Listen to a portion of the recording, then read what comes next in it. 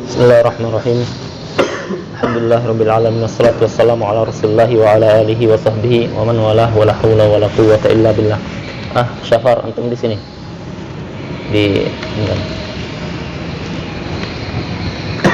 Baik. Di hadapan kita ada kitab Al-Yaqutun Nafis fi Madhab Ibn Idris Al-Imam Syafi'i rahimahullahu ta'ala. Kitab Yaqutun Nafis ini kitab yang dia kitab yang berbicara tentang masalah fikih dari bab Thaharah sampai bab Al-Jinayat. Jadi fikih itu dia terbagi menjadi empat bagian. Yang pertama al-ibadat, ibadah. Yang kedua al-muamalat, muamalah. Yang ketiga al-munakahat, pernikahan dan turunannya. Yang keempat adalah al-jinayat, masalah tindak kriminal dan turunannya. Dan di kitab ini dia mencakup semua pembahasan tersebut. Berbeda dengan kitab seperti Al-Muqaddimah Al-Hadramiyah yang dia membahas hanya seputar ibadah saja. Kitab Yaqutun Nafis ini dikarang oleh Al-Imam Al-Allamah Asy-Syarif Ahmad bin Umar Asy-Syatiri, yang beliau itu termasuk salah satu guru intinya, bapaknya guru kami, ya. Jadi Syekhuna Al-Allamah Al-Faqih Al-Mufti Karim Syekh Ali Bukair, Syekh Ali Salim Bukair itu punya guru, dan gurunya itu sekaligus bapaknya. Diangkat kitabnya, kalau kitab jangan di lantai ya. Jadi beliau itu berguru dengan bapaknya langsung, yaitu Syekh Salim Bukair. Nah, Syekh Salim Bukair ini punya guru. Gurunya siapa? Gurunya pengarang kitab Al-Yaqutun Nafis ini, ya. Jadi insyaallah sanadnya kita sangat dekat. Kemudian Al-Imam Ahmad bin Umar Asy-Syatiri ini, beliau adalah salah seorang faqih ulama tarim yang beliau juga dikenal dengan punya banyak murid, ya. Bahkan dikatakan kitabnya sedikit. Kitabnya Yaqutun Nafis ini dengan kitab Nailur Raja Syarah Safinah An-Najah, itu kitab syarah yang termasuk bagus untuk pemula. Tetapi beliau punya banyak murid yang luar biasa, ya. Jadi sebagian ulama itu ada yang kelebihannya dia karya dengan kitab, ada sebagian ulama yang kelebihannya dia mentasnif ar-rijal, yaitu apa? Dia mengkader para ulama. Dan beliau Imam Ahmad bin Umar Asy-Syatiri ini diantaranya. Kebiasaan para masyayikh di Tarim, kalau misalkan ada penuntut ilmu yang datang dari manapun mereka itu, mereka biasanya mengajarkan kitab adab dulu, ya. Meskipun kita sudah pernah belajar, langsung mereka mengajarkan kita kitab adab. Biasanya kitab Ta'limul Muta'allim atau yang semisal, ya. Kenapa? Karena memang itulah metodenya para ulama, turun temurun.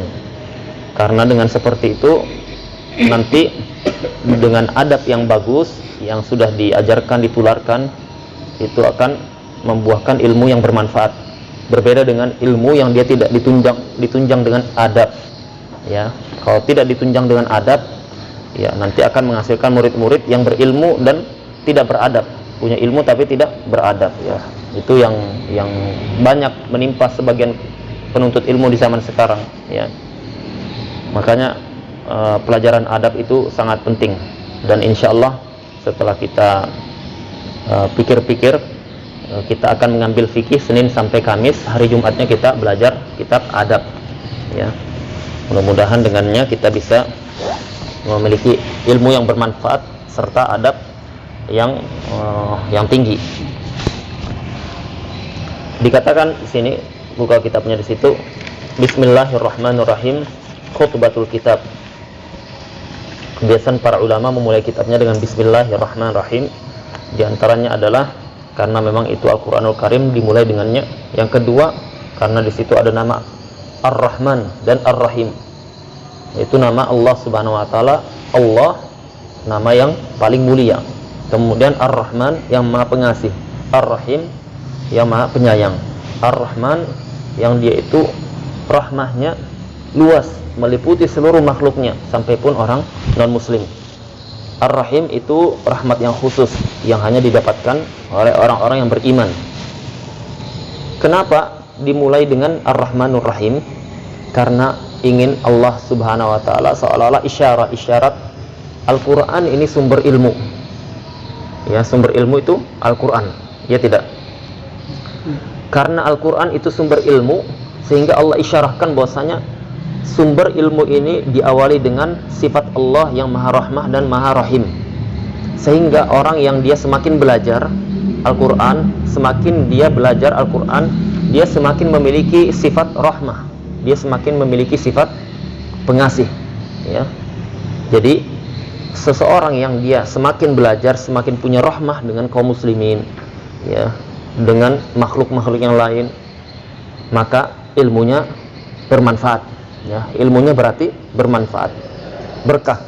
Tetapi semakin belajar dia semakin hilang rahmahnya, semakin jauh dari rahmah, semakin menjauh dari kaum muslimin, maka ini tandanya ada pertanyaan dengan ilmunya. Itu kenapa diawali dengan Bismillahirrahmanirrahim, ya.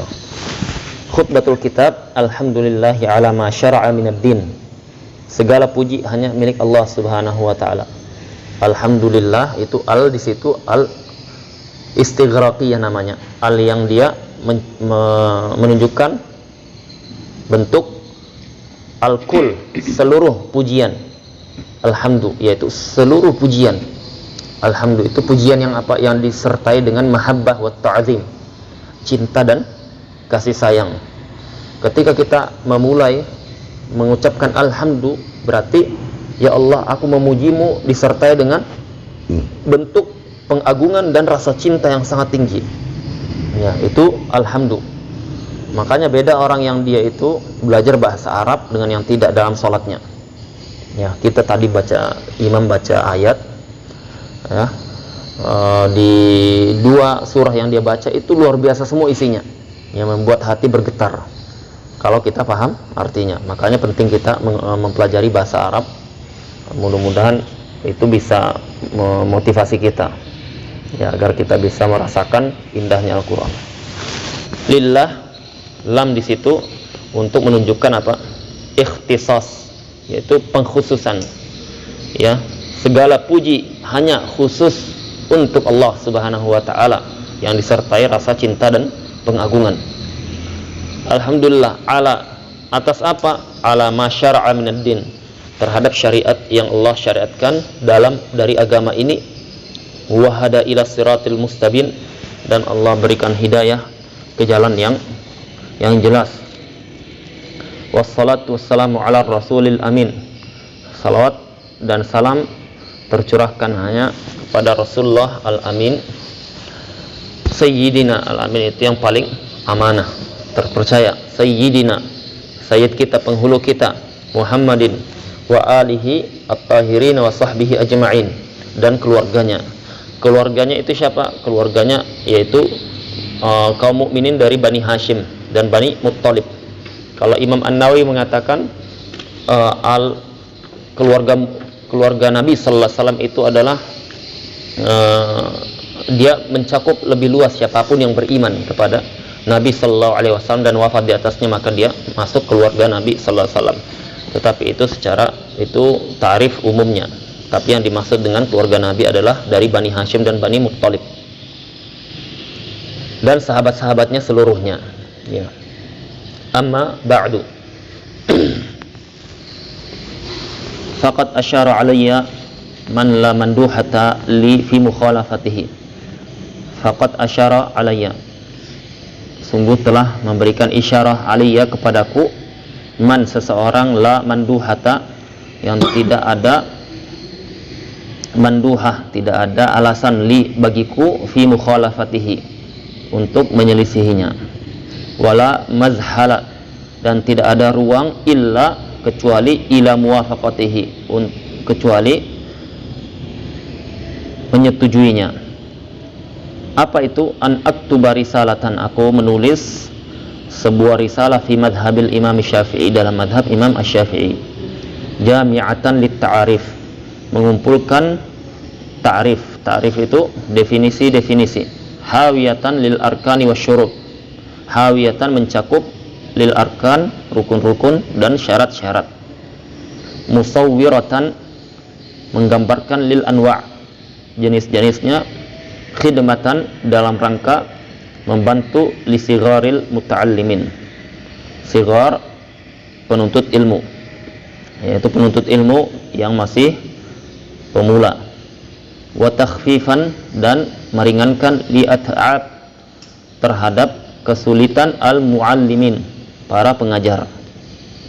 Fasara'tu maka aku bergegas, ala memulai, ala kusuri ya, di atas kusuri yaitu kekuranganku, al bayyin yang jelas, yang nyata, ila talbiyatihi untuk menunaikannya. Wa jama'tu dan aku mengumpulkan ma amkanani, ilmu yang memungkinkan bagiku, jam'uhu mengumpulkannya, fi hadhihi al-wuraiqat pada kertas-kertas ringkas ini, allati sammaituha yang aku beri nama al-yaqutun nafis, yaitu perbendaharaan yang istimewa, fi madhabi Ibn Idris, madhab Ibnu Idris yaitu Imam Asy-Syafi'i. Wal ma'mulu minal muttali'in ar-ridha, dan diharapkan dari para pengkajinya ar-ridha, agar ridha dengannya. Wal igda amma laisa muta'ayyinal khata'i, dan menutup mata dari perkara yang dia itu belum jelas kesalahannya. Wa minal maula subhanahu al-itsabatu wal qabul, dan hanya dari Allah yang maha pemberi al-itsabah, yaitu harapan, pahala, wal qabul dan diterima. Di sini muallif memberikan muqaddimah bahwasanya beliau ini mengarang karena ada permintaan dari beberapa orang yang dia tidak bisa menolaknya, yaitu dari siapa?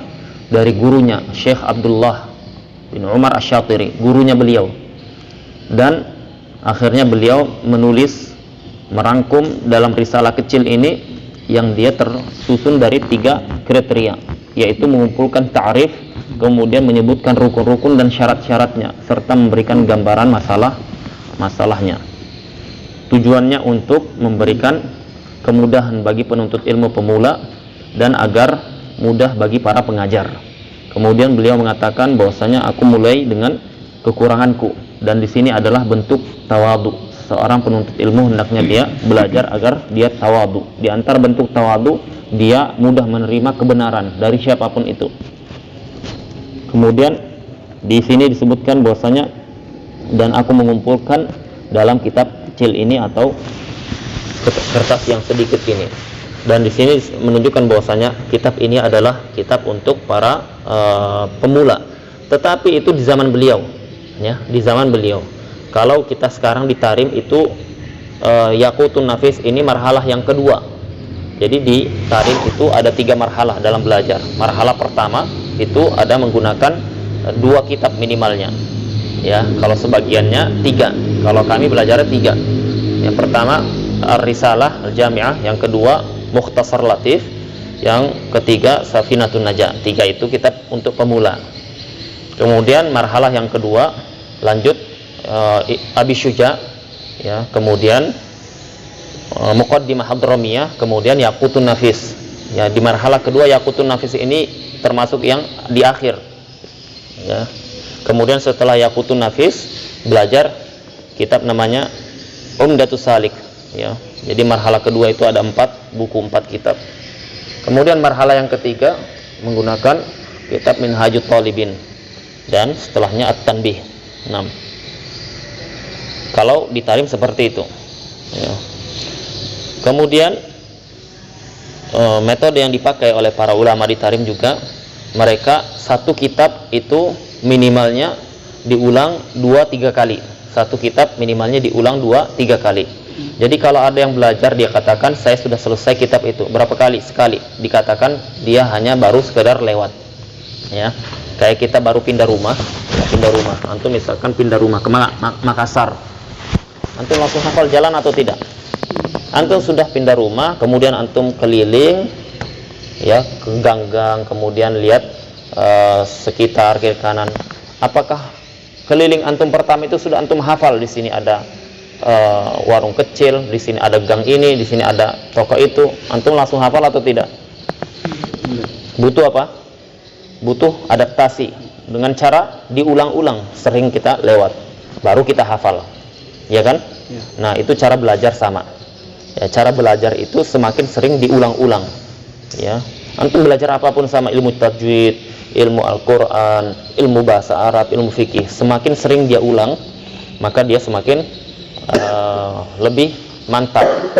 Ya, makanya dalam masalah mempelajari di tarim itu metodenya minimal 2-3 kali diulangi.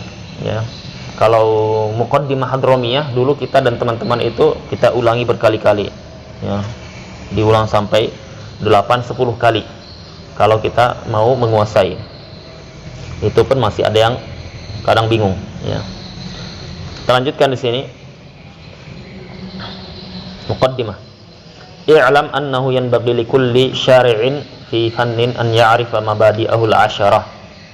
Ketahuilah annahu bahwasanya yanbaghi selayaknya likulli syari'in setiap orang yang memulai fi fannin ya, fi fannin pada cabang ilmu an ya'rifa dia mengetahui mabadi'ahu pondasinya.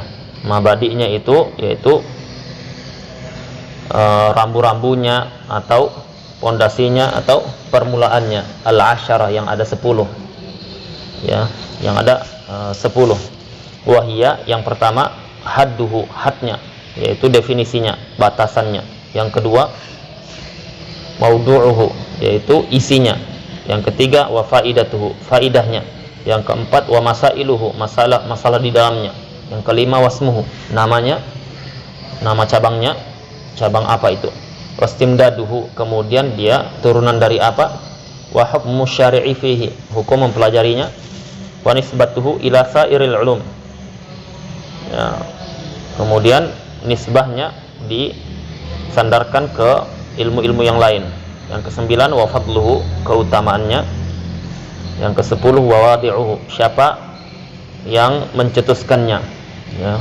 Qala nazim, dalam sebuah nazam disebutkan i'lam ya ada mabi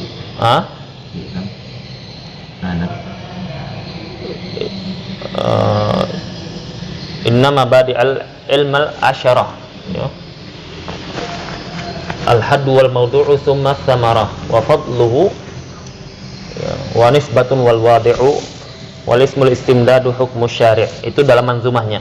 Inna mabadi kulli fannin asyarah al-hadd wal mawdu'u thumma thamarah wa fadluhu nisbatun wal wadi' wal ismul istimdadu hukmu syari' masailu wal ba'du tafad iya jami' asal syarah.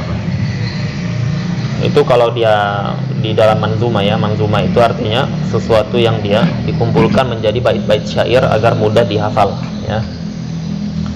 Jadi mempelajari ilmu itu sebenarnya mempelajari ilmu itu kalau bisa dihafal semuanya mestinya seperti itu ya, mestinya seperti itu ya. Kalau tidak bisa maka diambil yang bisa ya. Kalau tidak bisa juga maka dibagusi pemahamannya, artinya apa, diulang-ulang ya. Kalau diulang-ulang sampai dia syibh hifdz namanya, sampai seperti kita hafal. Kalau tidak juga maka apa, maka betul-betul dijaga pemahamannya. Kalau tidak juga maka bukan penuntut ilmu namanya ya, maka bukan penuntut ilmu namanya. Jadi tidak semua orang belajar dikatakan penuntut ilmu. Penuntut ilmu itu ada kriterianya, karena nama talibul ilm itu dia sesuatu yang aziz, yang mulia. Maka kalau misalkan antum semuanya mau jadi penuntut ilmu, hendaknya apa? Hendaknya diulang-ulang. Cara belajar itu penting ini ya. Cara belajar, ndak usah kita banyak-banyak ambil pelajaran. ya. Nggak usah ambil banyak-banyak pelajaran, fokus ya, 1, 2. Kalau misalkan ada banyak kajian di sana di sini, fokus aja dulu ya, fokus. Kalau misalkan kita belum bisa bahasa Arab, fokusnya ke bahasa Arab. Kalau sudah memungkinkan ya, atau misalkan bisa belajar yang lain, baru ambil yang lain. Artinya waktunya ada. Seperti kita sekarang mulai fikih. Fikih ini kalau antum tidak ikut, ketinggalan sudah. Maka caranya ambil, karena ini dibutuhkan untuk terkait dengan ibadah kita ya. Atau misalkan ada pelajaran akidah yang dasar untuk pemula, kita ambil ya, karena itu berkaitan dengan apa yang kita butuhkan saat ini ya. Tetapi kalau misalkan ada kajian, misalkan hari Senin, Selasa, Rabu, Kamis, Jumat, beda-beda ini tematik. Ini sabar, ini tentang muamalah, ini tentang masalah kenegaraan dan seterusnya. Kalau yang terbaik itu jangan seperti itu ya, karena akan menyebabkan tasyattut. Apa itu? Banyak berkumpul, izdihamul ilm, itu ilmunya desak-desakan, akhirnya mudillatun fil fahm, tidak menjadikan pemahaman, alias kita bisa gagal faham. Jadi fokus ya, fokus itu penting. Kemudian yang kedua, misalkan kita fokusnya di mana? Di fikih. Berarti kalian harus membagi 3 waktu ya, 3 waktu di luar aktivitas yang ada ya. Yang pertama apa? Yang pertama itu baca ya, baca yang mau dikaji ya. Jadi tahu ketika mau belajar hari ini yang mau dibaca yang mana. Belum tahu artinya, ya sudah baca aja ya. Itu nanti bacanya kan di situ ada harokatnya, dibaca itu sampai kalian itu bisa terbiasa dengan bahasa Arab. Belum tahu artinya, besok dicatat, diperhatikan apa artinya. Makanya anak terjemahnya satu persatu ya. Nah itu dicatat satu persatu. Kalau tidak sempat, dengarkan rekaman ya. Karena apa? Karena ini antum bahasa Arab. Yang bahasa Arab itu fokusnya pertama kali di kosakata ya. Setelah antum terkumpul kosakata, nanti terulang kosakata yang kedua ya, di lembar kedua, terulang di lembar ketiga, sehingga sudah tidak perlu apa? Tidak perlu harus dicatat lagi. Yang kedua ya, waktu yang kedua kalian fokus dengan ketika di kelas ya. Di kelas fokus ya, ngantuk gerakkan kepalanya ya, berdiri sebentar, jangan dikalahkan dengan ngantuk ya, karena kita belajar hanya kurang 1 jam maksimal ya, dari 24 jam ya, maka diperhatikan. Yang ketiga itu waktu setelah kita belajar, yaitu di murojaah ya. Ulama Syanak itu mengatakan fa'alam bi annal ilma bil mudzakara wad darsi wat tadrisi wal munazarah. Ketahuilah ilmu itu bil mudzakara, dengan apa? Muzakarah diulang, bisa sendiri, bisa dengan teman. Tadi pelajarannya apa? Oh, tadi itu mempelajari tentang ini, itu diulang ya. Atau kita dengan mengajar, ajarkan orang ya, atau dengan munazarah, diskusi, maka itu hidupnya ilmu. Jadi dibagi 3 waktu ya, karena harapan kita antum bisa paham. Ketika antum bisa paham, antum bisa bermanfaat untuk orang lain ke depannya. Yang pertama di situ disebutkan wal fannul ladzi nahnu bisadadihi al fiqhu, dan fan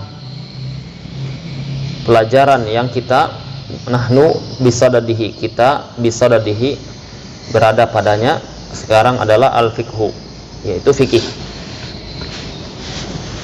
Fahadduhu, hadnya, batasannya, atau ta'rifnya ya. Definisi ilmu ini apa? Al-ilmu bil ahkam, ilmu tentang hukum-hukum asy-syar'iyyah, syar'i ya. Jadi hukum syar'i. Al-amaliyah, yang dia berkaitan dengan amalan. Amalan apa itu? Amalan zahir ya. Al-muktasabu, yang dia diambil min adillatiha, dari dalil-dalilnya. At-tafsiliyah, yang terperinci Jadi ilmu fikih itu ilmu berbicara tentang hukum-hukum syar'i yang berkaitan dengan amalan zahir, ya, salat, zakat, puasa, haji, tapi tidak berkaitan dengan masalah keyakinan, ya, tidak berkaitan dengan masalah akidah, ya. Maka dalilnya dia secara terperinci, itu fikih, ya, dia bukan dalil umum. Kalau dalil umum nanti dia bahasannya apa? Bahasannya kaidah fikih. Kalau ini dalil terperinci fikihnya. Faham? Berarti apa bedanya kalau akidah dengan fikih? Kalau fikih itu berbicara tentang hukum, ya, hukum-hukum syar'i yang berkaitan dengan amalan, bukan keyakinan. Ya, itu fikih. Dia dalilnya diambil dari dalil yang terperinci, ya. Setiap masalah ada dalilnya, ya. Setiap masalah ada dalilnya. Misalkan kita ingin belanja di pasar, ya, kita belanja di pasar, kemudian kita tukar antara emas lama dengan emas baru, maka ini ada dalilnya, apakah boleh atau tidak boleh. Kalaupun dia boleh, ada dalilnya terperinci, ataupun tidak boleh, ada dalilnya terperinci, harus ada dalil, ya, itu namanya fikih. Wa maudu'uhu, dan pembahasannya af'alul mukallafin, pembahasannya tentang af'al, yaitu semua yang berkaitan dengan tindakannya al-mukallafin, ya. Af'al itu fi'il, yaitu gerakan anggota tubuh kita, lisan kita, itu namanya af'al al-mukallafin, bukan keyakinan yang di dalam hati. Al-mukallafin, para mukallaf, ya. Mukallaf itu khusus manusia yang dia sudah dibebankan syariat, ya, dibebankan syariat. Wa faidatuhu, apakah semua manusia dibebankan syariat? Apakah semua manusia dibebankan syariat? Hah? Tidak. Ada manusia yang tidak dibebankan syariat? Hah? Ada atau tidak? Orang gila. Orang gila, ahsan. Orang gila tidak dibebankan syariat. Mukallaf itu patokannya pertama dia punya akal. Kalau tidak punya akal, dia bukan mukallaf lagi sudah. Kalau dia sudah punya akal, maka dia masuk mukallaf. Baik belum dia bisa bicara, belum ini dia mukallaf atau tidak? Dia mukallaf fi ba'dil ahkam, dibebankan pada sebagian hukum. Itu apa? Contohnya zakat. Ya, tetapi apa? Tetapi kebanyakannya mukallaf itu untuk orang-orang yang dia berakal dan sudah balik, ya, sudah balik. Tapi tidak semua. Baik. Wa faidatuhu, dan faidahnya fikih apa itu? Imtithalul awamir wajtinabun nawahi, mengerjakan perintah dan meninggalkan larangan. Karena syariat kita itu berisi dua saja. Apa itu? Ya. Akhbarun wa ahkam. Paham ini? Syariat kita berisi dua. Akhbar, khobar, berita-berita yang masa lalu ataupun yang akan datang. Yang kemudian ahkam, hukum-hukum. Hukum ini masuk perintah ataupun larangan. Ya. Nah, kita belajar, ya, belajar sumber utama kita dari Al-Quran dan Sunnah Nabi Sallallahu Alaihi Wasallam. Apa yang dipelajari tentang dua ini, tentang akhbarun, tentang berita-berita, dan ahkam, hukum-hukum, ya. Sehingga ketika kita ingin belajar bahasa Arab, apa tujuannya Anda belajar bahasa Arab? Agar saya bisa belajar ahkamun wa akhbarun dari dalil-dalil yang ada, dari syariat yang ini yang ada. Maka faidah kita belajar fikih lebih spesifik lagi. Yang dipelajari apa? Ahkam, bukan akhbar. Paham? Ya, ahkam, yaitu tentang perintah dengan larangan. Perintah dikerjakan, larangan ditinggalkan. Nah. Wa masailuhu, dan masalah-masalahnya. Di dalamnya ada al-qadaya allati tuzkaru fihi. Masalah-masalah al-qadaya, masalah-masalah allati yang tuzkaru fihi, disebutkan di dalamnya, di dalam fikih. Banyak, ya. Contohnya rukun Islam itu salat, puasa, zakat, haji, muamalah, ya. dan seterusnya. Itu semuanya adalah masalah-masalah fikih. Wasmuhu, namanya. Ini namanya ilmu fikih, ya, ilmu fikih, ya. Yang dikenal dengan fiqhul asghar, ya, fikih yang kecil. Fikih yang besar itu akidah. Nah, akidah itu dipelajari di bab yang berbeda. Wastimdaduhu, ya, wastimdaduhu. Istimdadu itu adalah dia diambil, ditelurkan, diturunkan dari apa? Minal kitabi, dari kitab, Alkitab, Quranul Karim, was sunnah, dan sunnah Nabi Sallallahu Alaihi Wasallam, wal ijma', dan kesepakatannya para ulama, wal qiyas, dan qiyas, metode analogi, ya. Jadi 4 ini adalah sumber utama fikih, ya, Al-Quran, sunnah, ijma', dan qiyas. 4 ini yang dikenal dengan istilah para ulama, yaitu al-adillah al-muttafaq alaiha, dalil-dalil yang disepakati para ulama, ya. Dalil yang disepakati para ulama. Apa ada yang dia tidak disepakati? Ada, ya, ada.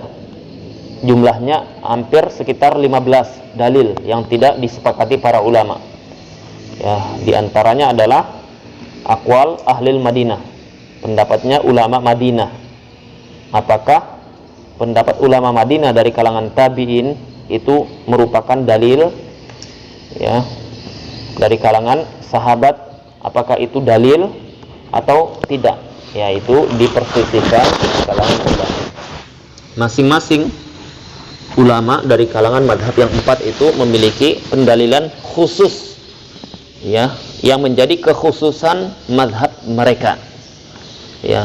Madhab Hanafiyah memiliki pendalilan khusus, ya. Ada yang semuanya sama dengan madhab yang 4, ada yang berbeda yang dia menjadi kekhususan ciri khasnya Hanafiyah, ya, ciri khasnya Hanafiyah, ya. Misalkan apa? Lebih banyak menggunakan qiyas, ya.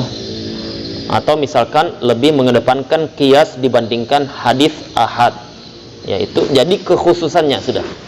Ketika menjadi kekhususannya, itulah yang dikenal dengan namanya madhab nanti, ya. Madhab itu sebenarnya adalah madrasah usuliyah, yaitu madrasah usul, ya. Madhab itu sebenarnya adalah madrasah usul. Maksudnya usul adalah apa? Metode memahami dalil, ya. Nah, metode memahami dalil antara madhab Hanafiyah memiliki kekhususan yang tidak dimiliki oleh madhab yang lain. Jadilah dikenal dengan madhab Hanafi. Madhab Hambali apa maksudnya? Berarti metode usul yang menjadi kekhususannya kalangan madhab Hambali dalam memahami dalil, ya. Berarti madhab Syafi'i apa artinya? Yaitu adalah metode khusus, ya, madhab Syafi'iyah dalam memahami dalil, ya. Kalau sama bukan madhab namanya, ya. Artinya dikatakan bahwasanya dalam masalah ini kita bermadhab kitab dan sunnah.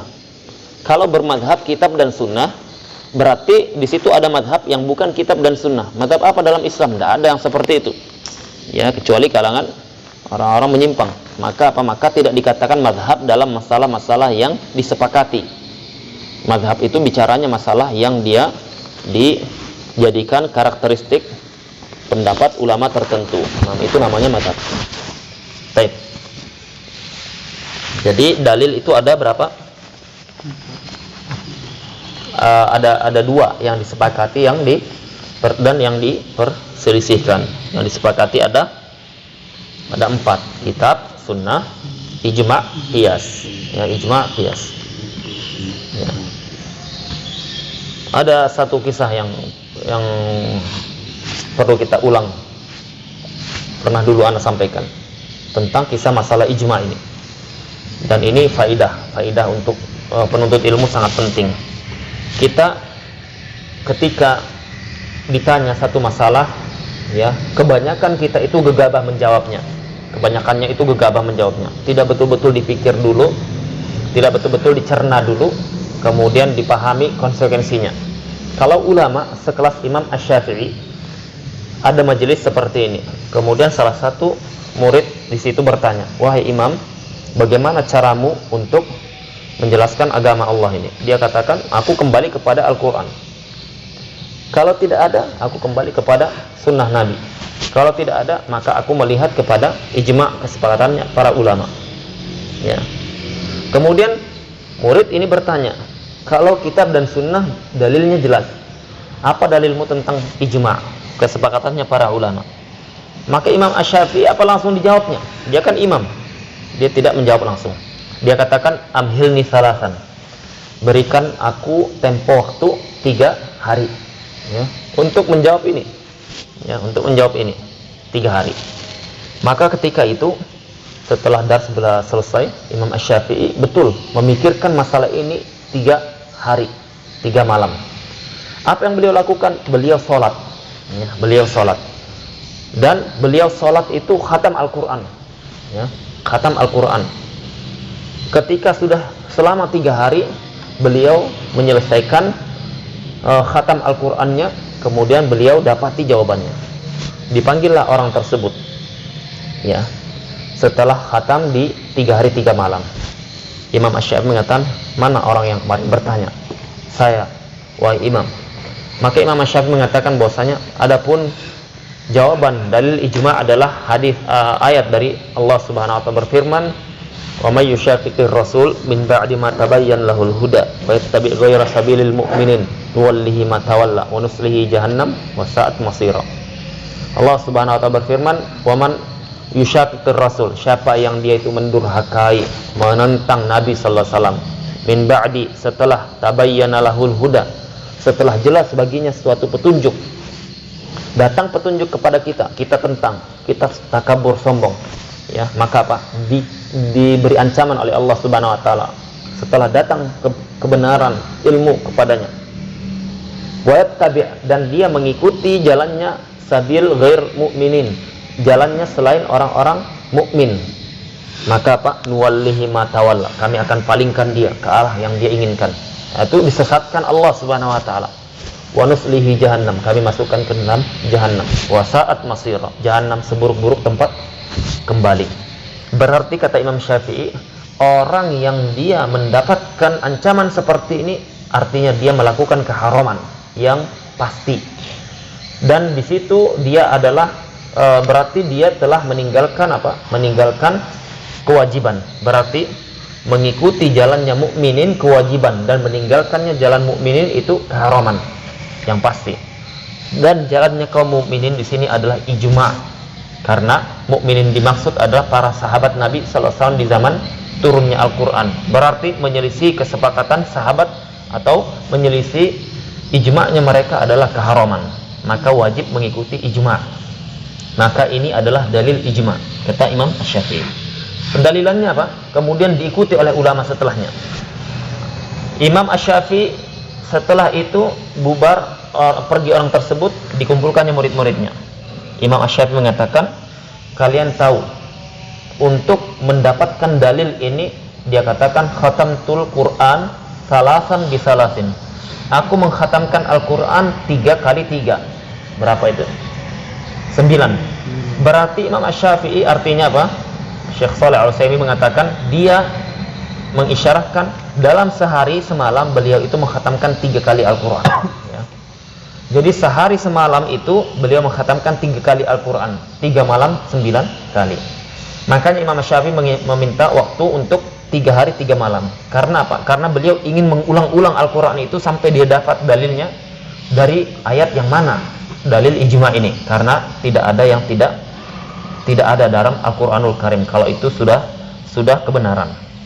Maka di situ kita tahu ternyata sekelas Imam Asy-Syafi'i, untuk dia menjawab satu pertanyaan, ya, satu pertanyaan itu dia butuh untuk khatam 9 kali Al-Quran, ya, dan dia butuh waktu 3 hari 3 malam. Berbeda dengan orang sekarang. Orang sekarang itu belum selesai pertanyaan sudah dia jawab, ya. Bahkan mikir sebentar aja sudah keluar jawabannya. Jadi Imam Asy-Syafi'i mestinya berguru dengan mereka sekarang ya. Jadi apa? Jadi itulah kalau kita mau melihat di zaman kita ini, kenapa terjadi banyak kerusakan ya?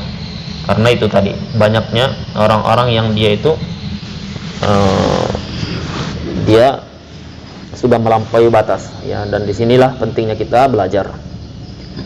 Disebutkan yang selanjutnya wala hukmu syari', hukum syariat, al-wujubul aini ya. Ada 4 di sini mempelajari fikih hukumnya. Yang pertama wajib ya, hukumnya fardu ain.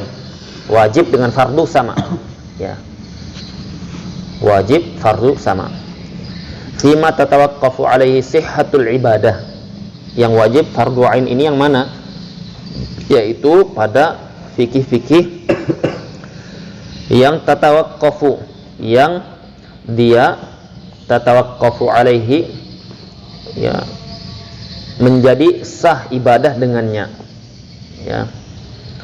Wal muamalah, dan menjadi sah muamalah dengannya. Wal munakahah, dan menjadi sah pernikahan dengannya. Dengannya ini apa? Dengan ilmu fikih tadi. Artinya setiap ibadah, muamalah, pernikahan yang tidak bisa sah kecuali dengan masalah-masalah fikih, maka masalah-masalah fikih tersebut hukumnya fardu ain ya. Misalkan kita ingin menikah ya, menikah satu dulu ya, maka dibutuhkan apa? Kita untuk sah pernikahan harus ada namanya ijab qabul, harus ada namanya wali. Maka mempelajari tentang ijab qabul, mempelajari tentang wali, siapa yang berhak dan tidak, itu hukumnya apa? Fardu ain. Kenapa? Karena tidak bisa sah pernikahan kecuali dengan perkara tersebut. Berarti mempelajari perkara tersebut hukumnya fardu ain ya. Apakah semuanya dalam pembahasan fikih nikah itu fardu ain? Tidak ya, tidak ya. Ada pembahasan tentang masalah-masalah yang dia tidak sampai ya, tidak sampai fardu ain, yaitu masalah yang kedua. Apa itu? Al-kifai, masalah fardu kifayah. Fima zada, yaitu terhadap perkara-perkara yang di atas itu. Zada ala zalika, di atas fardu ain. Ila bulughi darajatil fatwa, sampai al-bulugh, mencapai derajat al-fatwa, fatwa. Jadi yang di atas fardu ain namanya fardu kifayah, yaitu yang di atas fardu ain itu fardu kifayah. Sampai mencapai derajat fatwa, itu pembahasannya semuanya masuk fardu kifayah. Contohnya dalam masalah nikah tadi ya, masalah nikah ada pembahasan nanti masalah pembagian jatah malam bagi yang punya 2 istri ya. Dia yang baru 1 istri fardu ain, dia belajar tentang pernikahan. Yang belum, ini saya belum, apa hukumnya belajar? Fardu ain bagi antum akhi. Oh enggak, fardu kifayah, karena itu di atas pembahasan yang fardu ain. Artinya tanpa kita belajar hukum bagi malam, kita sah pernikahan kita tidak? Sah pernikahan ya.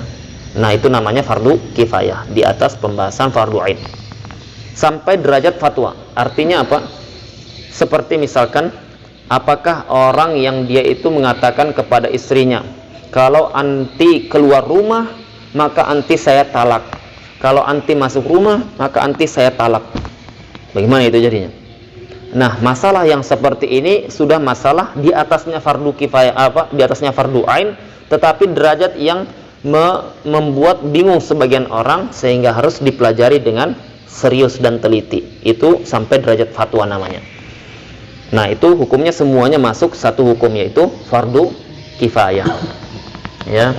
Jadi bertingkat-tingkat fardu kifayah itu ya, bukan hanya sekedar mengurus jenazah fardu kifayah, ada yang dia bertingkat lebih dari itu sampai derajat fatwa, yaitu yang dibutuhkan umumnya kaum muslimin, yang umumnya mereka membutuhkan jawaban namun tidak semuanya mengetahui jawabannya, itu namanya fatwa.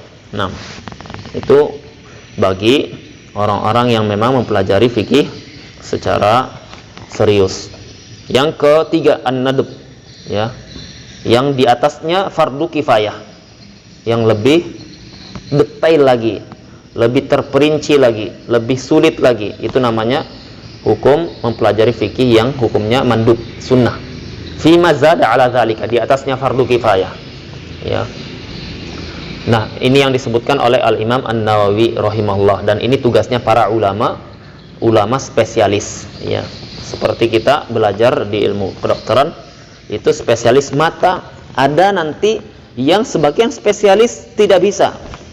Ya, ada spesialisnya spesialis lagi. Nah, itu kira-kira gambarannya. Jadi sebagian masalah yang memang rumit, ya, seperti misalkan corona kemarin. Apakah semua spesialis jantung, paru-paru, penyakit dalam dia tahu? Enggak, dia butuh kajian lagi. Nah, ini mandub hukumnya. Ya, mandub hukumnya, ya. Nah, dan setiap pembahasan fikih ada pembahasan seperti ini, dan itu tugasnya para ulama. 6. Fadhil. Al-wujub lain fi ma tatawaqqa alaihi syar'ul ibadah wal munaf wal muamalah wal munataha. Kenapa jinayah tidak dimasukkan? Karena antum bilang tadi ada 4 kan? Kenapa jinayah tidak masuk fardu ain? Ya, karena jinayah itu dia sifatnya aglab masail, kebanyakan masailnya itu masuk masalah fardu kifayah, bukan masuk fardu ain. Aglab masailnya berbeda dengan 3 ini. Ibadah, muamalah, munakahat, aglab masailnya itu masuk fardu ain. Artinya ada tidak orang yang dia itu keluar, imma penjual atau pembeli, ada tidak yang keluar dari ini? Kita semua ini bisa tidak keluar dari itu? Enggak penjual, enggak pembeli juga, enggak. Rata-rata kita kalau bukan salah satunya, salah duanya, ya kan? Nah, kalau jinayah, pembunuhan, pembunuh dan dibunuh, kita masuk tidak salah satunya? Enggak, alhamdulillah. Ya, enggak. Jadi apa pembahasannya, kebanyakannya apa berkaitan dengan fardu kifayah. Ketika ada masalah terjadi pembunuhan baru dibahas. Nah, bahasannya ini, ilmunya ini wajib tidak kita pelajari? Tidak wajib dalam masalah fardu ain, tapi fardu kifayah itu makanya tidak disebutkan. Nah, tapi nikah, ya, pernikahan, kita imma menikah atau menikahkan, ya, menikah atau menikahkan, maka apa? Maka bersentuhan langsung dengan kita itu lebih banyak dibandingkan yang pembahasan jinayat. Nah,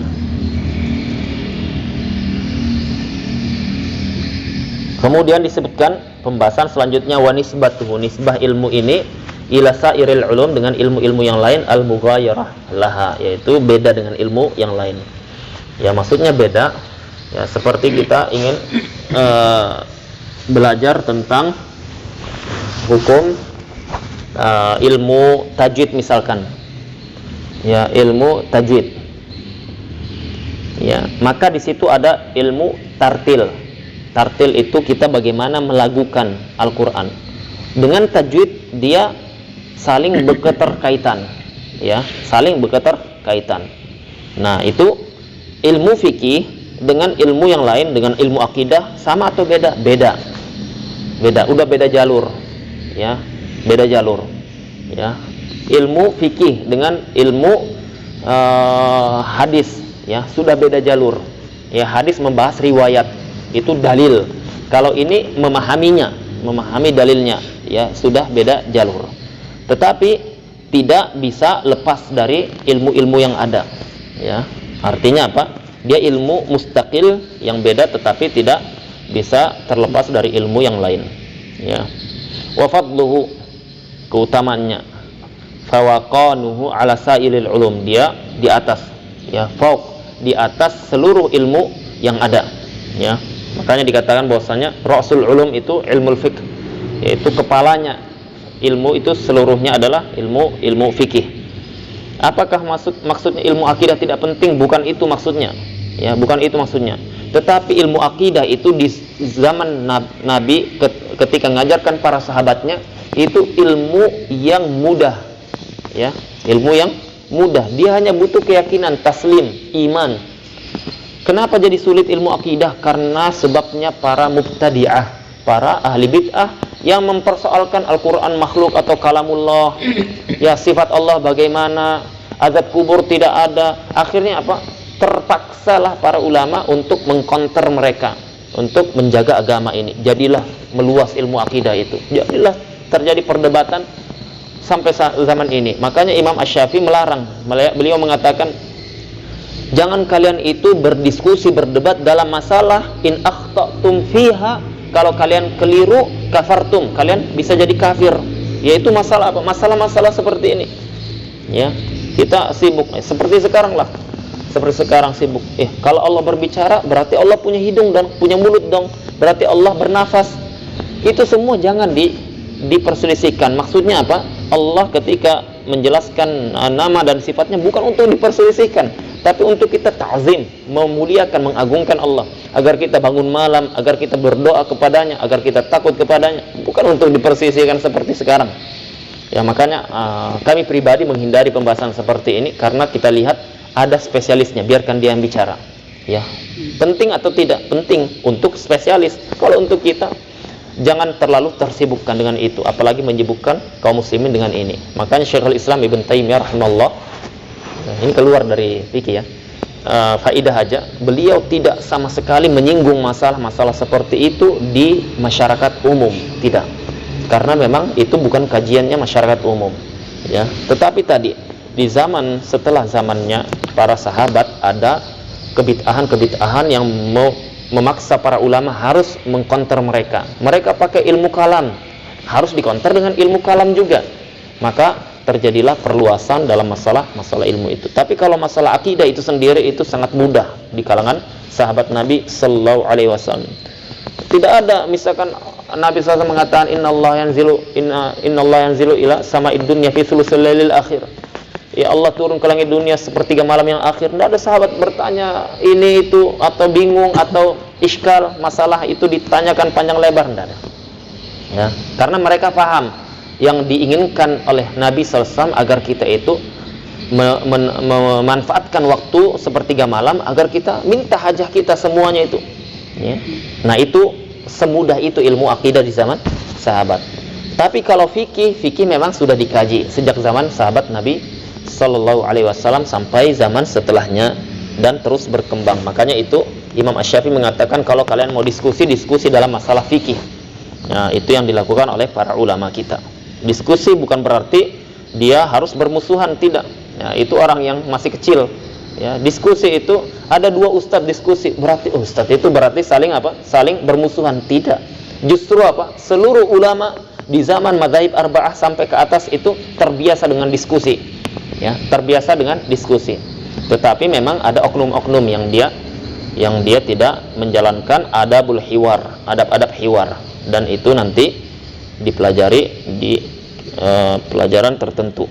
Ya, kemudian terakhir wadi'uhu, yaitu siapa pencetusnya masalah atau yang dia itu mempondasikan ilmu fikih ini, yaitu humul a'immatu, mereka adalah para a'immah al-mujtahidun, a'immah mujtahid. Mereka adalah para pakar-pakar di bidangnya yang memang Allah Subhanahu wa taala jadikan pendapat-pendapat mereka diterima oleh kaum muslimin dan menjadi penerang bagi seluruh kaum muslimin dari zaman ke zaman. Dan itu semua adalah berkat karunia Allah Subhanahu wa taala. Allah berikan kita petunjuk. Ya, bayangkan kalau tidak ada a'immah mujtahidun, tidak ada mereka, atau mereka ada tapi bicaranya di intern mereka saja, dia dengan keluarganya aja, tidak disebar ilmu ini, ya, maka kita tidak akan bisa mendapatkan hidayah. Mungkin hidup kita seperti bahaim, binatang ternak, ya, yang tidak dapat petunjuk. Dan para ulama itu kebiasaan mereka, mereka ketika mengkaji ilmu tujuannya untuk diamalkan, ya, tujuannya untuk diamalkan. Ketika kita belajar fikih mazhab Syafi'i, jangan sampai salah niat. Salah niat bagaimana? Anak punya teman, ya, salah niat dia. Dia katakan saya ingin belajar fikih Syafi'i, tujuannya saya ingin mencari kebid'ahan di mazhab Syafi'i. Ya. Seolah-olah Imam Syafi'i, Imam Al-Muzani, Imam Al-Buwaiti, Imam Ahmad, dan di bawah-bawahnya Imam Nawawi, Ibn Hajar, Ibn Salah, Imam Daruqutni, yang ulama hadis semua berkumpul di situ. Lebih sepertiga ulama hadis di dunia ini mazhabnya Syafi'i.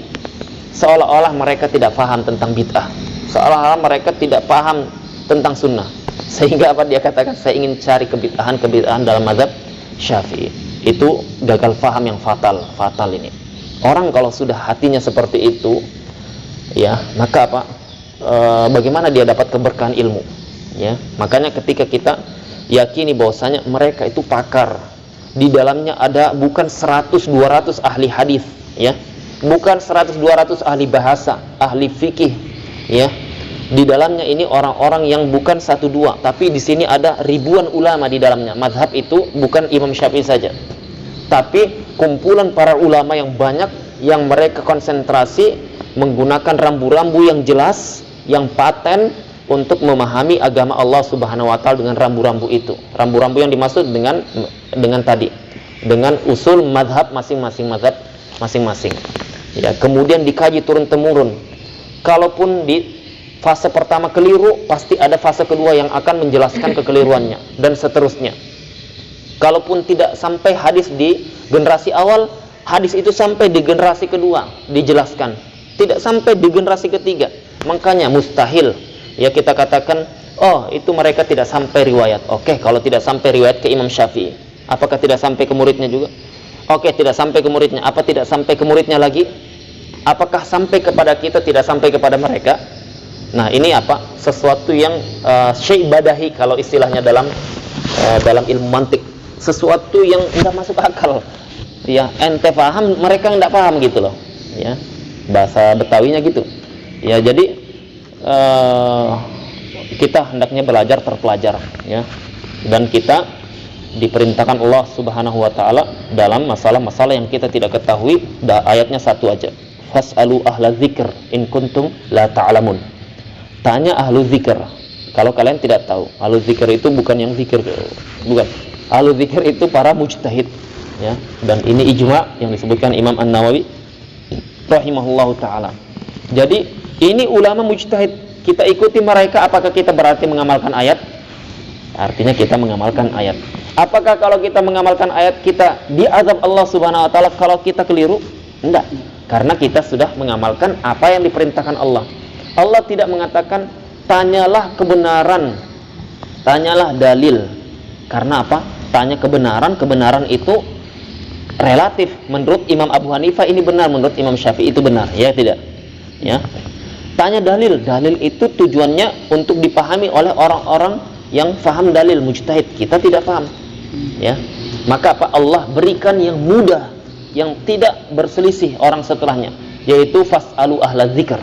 Tanyalah para ulama mujtahid kalau kalian tidak tahu. Saya tanyanya ulama mujtahid mazhab Syafi'i, boleh tidak? Boleh. Saya tanya mazhab Hambali, boleh tidak? Boleh.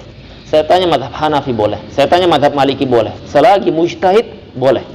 Ya, berarti kita mengamalkan ayat, dan itu menjadi hujjah kita di hadapan Allah. Ya Allah, saya sudah mengamalkan ayat.